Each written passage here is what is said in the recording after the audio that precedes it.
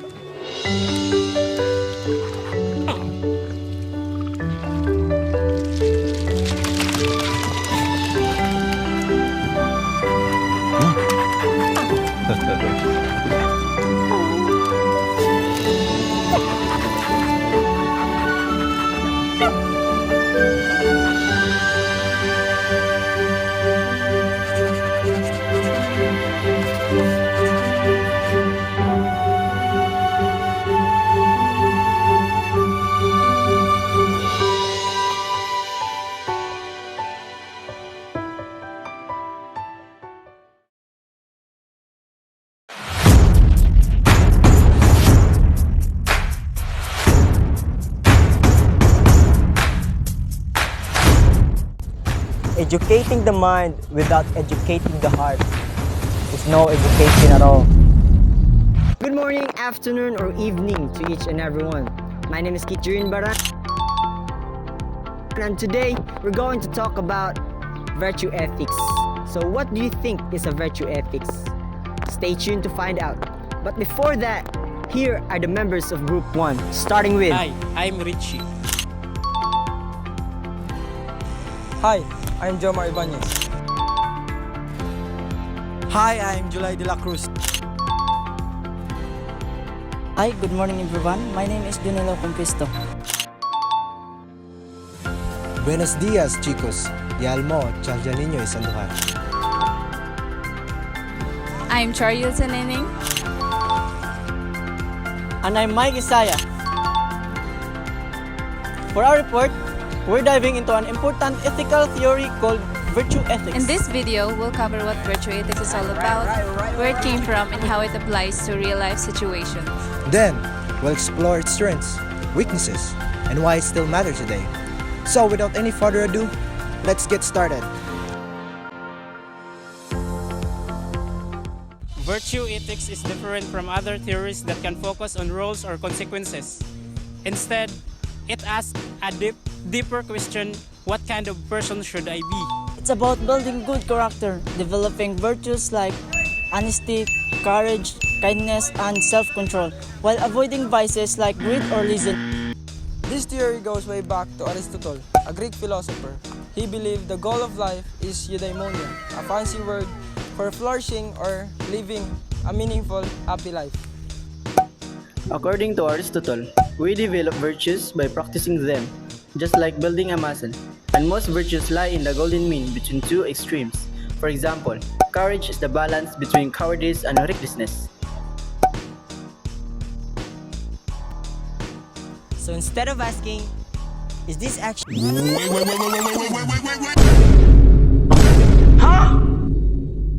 Wait. You might be thinking, what is even a golden mean? Welp, we don't know either. Bye! Please like and subscribe for more exciting videos. Nah, we're just joking. Of course, we got you.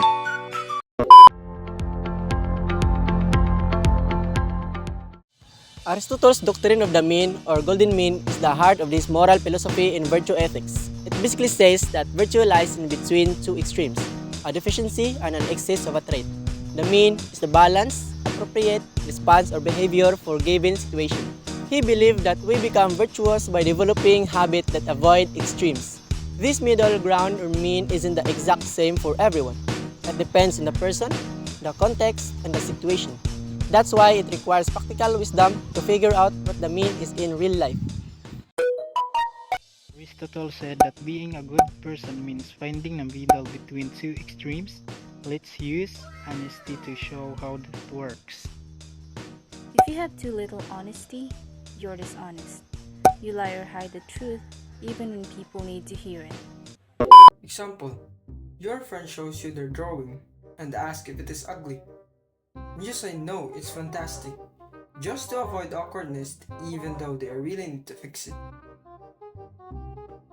If you have too much honesty, you're too blunt or harsh. You speak the truth but without thinking about people's feelings.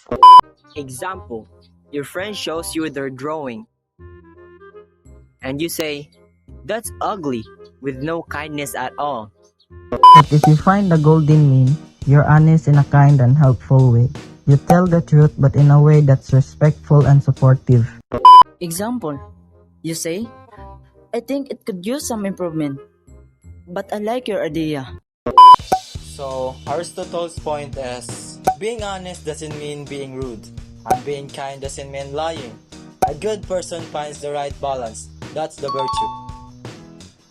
So why it matters? Aristotle believes that living a good life, a life of eudaimonia, requires us to constantly strive for these means in our behavior. The doctrine of the mean isn't about being average or mediocre, but about choosing the right amount of emotions or actions at the right time for the right reason. It encourages balance, moderation, and self-awareness, which makes it really relevant even today. Whether you're handling emotions, making decisions, or dealing with people, knowing how to hit the sweet spot is the key to being good and ethical person. So instead of asking, is this action right or wrong? Virtue ethics asks, would a good or virtuous person do this? It's all about being good, not just doing good. Let's look at a couple of real-world examples to see how virtue ethics works in action. Imagine you're working at a company and you discover your boss is embezzling money. Virtue ethics wouldn't just ask if it's illegal to report it. It would ask, what would an honest and courageous person do? A virtuous person would likely speak up, not because of rules or fear of punishment, but because it's the right thing to do for the good of the company and others. Another one. Now, imagine a doctor has to tell a patient they don't have long to live. Should they lie to protect the patient emotionally? Virtue ethics would consider virtues like compassion and honesty.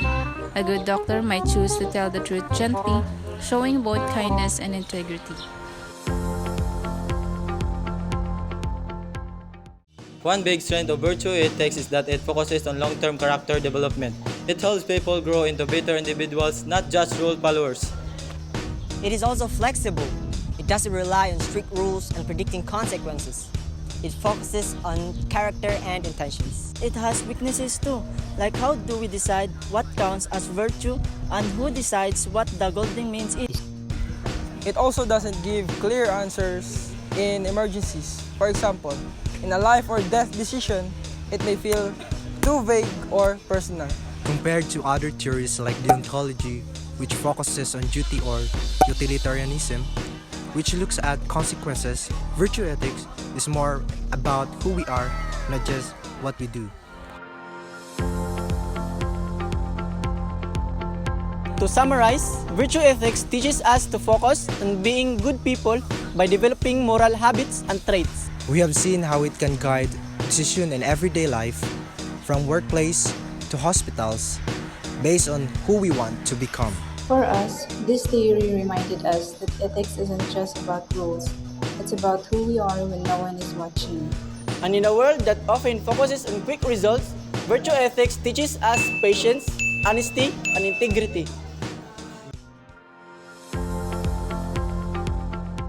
Thank you for watching our video on virtue ethics. We hope this gave you a better understanding of how character plays a role in ethics.